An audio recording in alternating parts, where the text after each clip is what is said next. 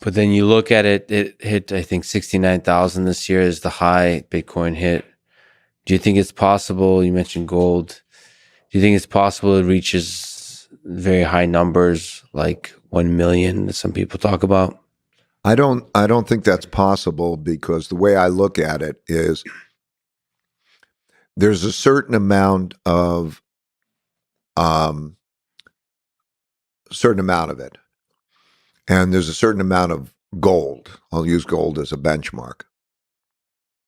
The amount of it is worth about $1 trillion. Total crypto is about 2.2 trillion. But let's say Bitcoin, it's $1 trillion. If you take the amount of money that is in gold that is not used for jewelry purposes and not used by central banks, and I assume Bitcoin won't be used for jewelry purposes or central bank purposes, that amount in gold is about $5 trillion.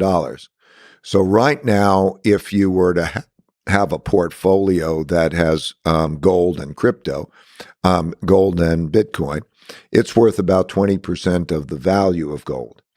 Do I think it's going to be worth more than gold in terms of that mix? I don't think it'll be worth more than gold, but let's say it became worth as much as gold. I don't believe it will be. I think that 20% sounds kind of about right. I really don't know what the right answer is.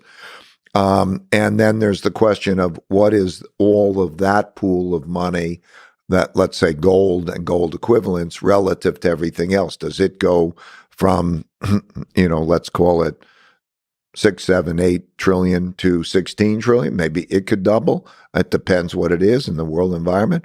But basically, if you use gold as a measure, it just makes no sense that it's going to be used that much more.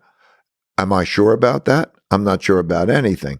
But logically, it seems to me that there's a limitation on its price in relationship to other things that are like it.